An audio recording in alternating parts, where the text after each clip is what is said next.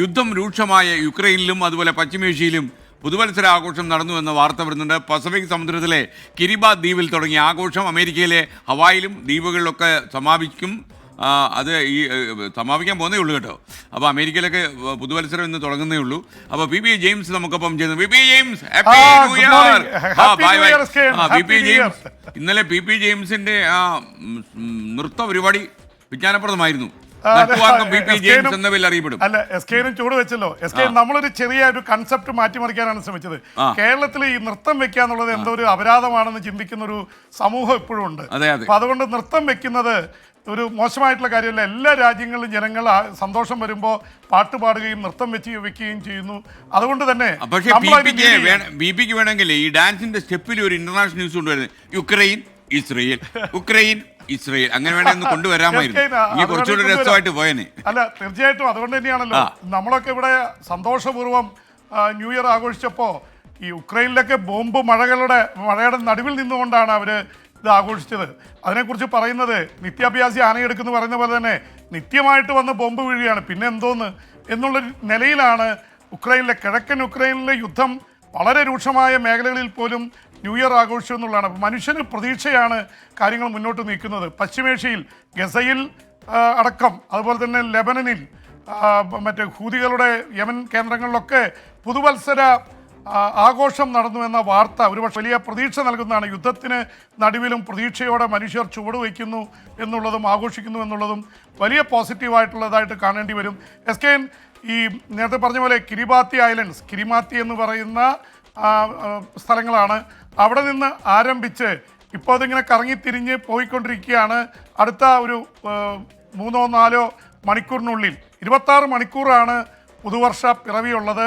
അത് ആരംഭിച്ച് 26 മണിക്കൂർ തീരുമ്പോഴാണ് 39 ടൈം സോണിലായിട്ട് അവസാനിക്കുന്നത്. അവസാനം അമേരിക്കയുടെ ദ്വീപുകളായിട്ടുള്ള സമോവ, ഹവായ് തുടങ്ങിയിട്ടുള്ള ദ്വീപുകളിലാണ് വന്ന് അവസാനിക്കുന്നത്. അപ്പോൾ ഇനിയും 4 മണിക്കൂറിലേറെ ഉണ്ട് അത് തീരാനായിട്ട്. എന്തായാലും വലിയ രീതിയിലുള്ള ആഘോഷമാണ് ലോകമെമ്പാടും നടന്നുകൊണ്ടിരിക്കുന്നത്. ചിലയിടത്തൊക്കെ വളരെ പ്രത്യേകതയുണ്ടായിരുന്നു എസ് കെ ആഘോഷത്തിന്. അത് സ്ഥിരമായിട്ടുള്ള ട്രഡീഷണൽ രീതികളാണ്. സ്പെയിനിലാണെങ്കിൽ മിക്കവാറും സ്ഥലങ്ങളിലൊക്കെ 12 മണി അടിക്കുന്നതിന് മുമ്പേ കഴിച്ച് പെട്ടെന്ന് സെക്കൻഡ് കൊണ്ട് തീർക്കുക എന്നുള്ളതാണ് ഒരു ആചാരമായിട്ട് അവർ ആഘോഷിച്ചത്. അതുപോലെ ഗ്രീസിൽ വീടുകളുടെ മുമ്പിൽ മുഴുവൻ ഉള്ളി കെട്ടിയിടും എന്ന് വെച്ചാൽ തിന്മ കടന്നു വരാതിരിക്കാൻ വേണ്ടി. അത് ഇത്തവണയും ഗ്രീസിൽ അതുണ്ടായിരുന്നു. ജപ്പാനിൽ മണികൾ, അമ്പലമണികൾ, ബുദ്ധിസ്റ്റ് ടെമ്പിളുകളിൽ മണി മുഴക്കിയാണ് അവർ 12-ന് വരവേറ്റത്.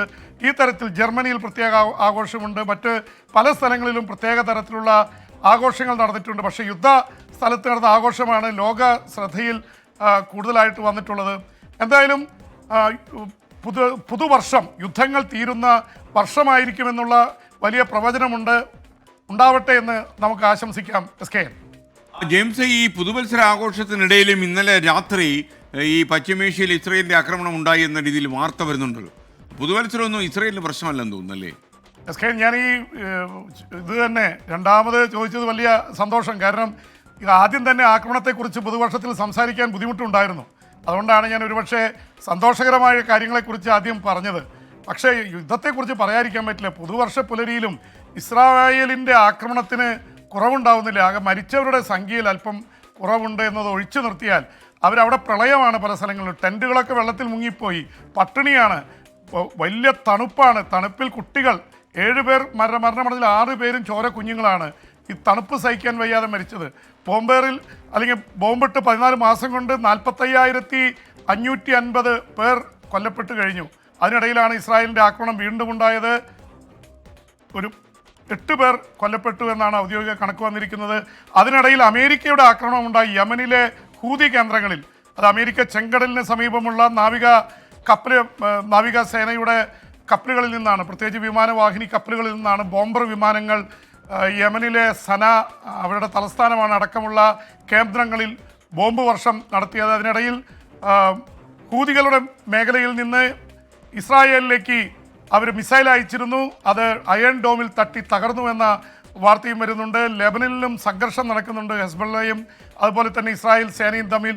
ഇതിനിടയിൽ ഒരു വെളിപ്പെടുത്തൽ വന്നിരിക്കുന്ന എസ് കെ എൻ, ഇസ്രായേലിലെ ബന്ദികൾ 14 മാസമായി ഹമാസിൻ്റെ കയ്യിലുണ്ട്. അവരെ വിട്ടുകിട്ടാൻ വേണ്ടി പലരും ശ്രമിക്കുന്നുണ്ട്. 100-ലേറെ ബന്ദികളുണ്ട്. ഇപ്പോൾ വന്നിരിക്കുന്ന വെളിപ്പെടുത്തൽ 34 പേർ മാത്രമാണ് ജീവിച്ചിരിപ്പുള്ളൂ എന്നുള്ളതാണ്. അത് ഈ വെടിനിർത്തൽ ചർച്ചകളിൽ വന്നതാണ്. 34 പേരെ ജീവിച്ചിരിപ്പുള്ളൂ. അപ്പോൾ അതിൻ്റെ അർത്ഥം ഏതാണ്ട് 10-70 പേർ അവിടെ കൊല്ലപ്പെടുകയോ മരണമടയുകയോ ചെയ്തു. ഇത്രയും വലിയ ടെൻഷൻ എങ്ങനെ അവർക്കെതിരെ വലിയ പീഡനം നടക്കുന്നു എന്നുള്ളതുണ്ട്.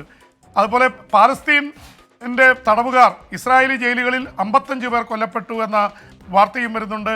അപ്പോൾ ഈ 34 പേരെയാണ് ഇനി മോചിപ്പിച്ചെടുക്കാൻ ഇസ്രായേൽ ശ്രമിച്ചുകൊണ്ടിരിക്കുന്നത്. പക്ഷേ യുദ്ധം ഇവിടെ തീരുന്നില്ല.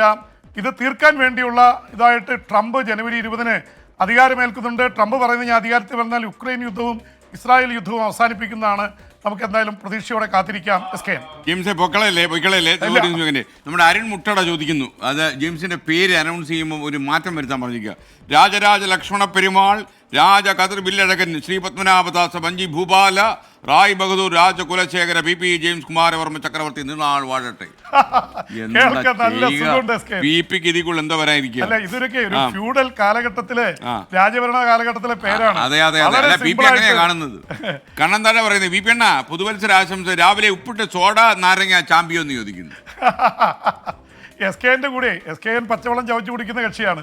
അപ്പൊ പച്ചവെള്ളം ചവച്ചു കുടിച്ചാണ് ഇന്നലെ ആവർത്തിച്ച് പറയണ്ട, ആൾക്കാർ വരും കള്ളം പറയുമെന്ന്. അല്ലല്ല, SKN മദ്യപിക്കില്ല എന്ന് കേരളത്തിലെ മലയാളികൾക്കൊക്കെ അറിയാം. ഞാൻ അടിച്ചു പൂക്കുറ്റിയായിട്ട് നടക്കുന്ന മറ്റേ പ്രേക്ഷകരും പറയുന്നത്. ഷിനിൽ വർഗീസ് ചോദിക്കുന്നു, ഹാപ്പി ന്യൂ ഇയർ SKN. ഇന്നലെ ഡാൻസ് കഴിഞ്ഞ് പി ജെയിംസ് വീട്ടിൽ ചെന്നപ്പോ വഴക്ക് വല്ലതും പറഞ്ഞായിരുന്നോ? ആരാന്നറിയാലോ വീട്ടിൽ വഴക്ക്. അല്ല, ഇത് ഈ പരിപാടി മൊത്തമായിട്ട് എന്റെ ഭാര്യ കണ്ടുകൊണ്ടിരുന്നു. കണ്ടോ? അപ്പൊ അതുകൊണ്ട് അല്ല, അവര് സത്യം പറഞ്ഞാൽ ഞാൻ ഇങ്ങനെയൊക്കെ ചെയ്യുന്നതിൽ അവർക്ക് സന്തോഷമാണുള്ളത്. ആണോ? അവര് വളരെ വീട്ടമ്മയായിട്ട് വളരെ പാവപ്പെട്ടതായിട്ട് ജീവിക്കുന്നൊരു. അതെന്തായാലും നന്നായി. ധർമ്മപത്നി അങ്ങനെ കൂടെ തന്നെ നിൽക്കുന്നു അറിയുന്നു. നമ്മൾ അങ്ങനെ വേണമല്ലോ പുറത്ത് പറയാൻ. സമയം. Thank you.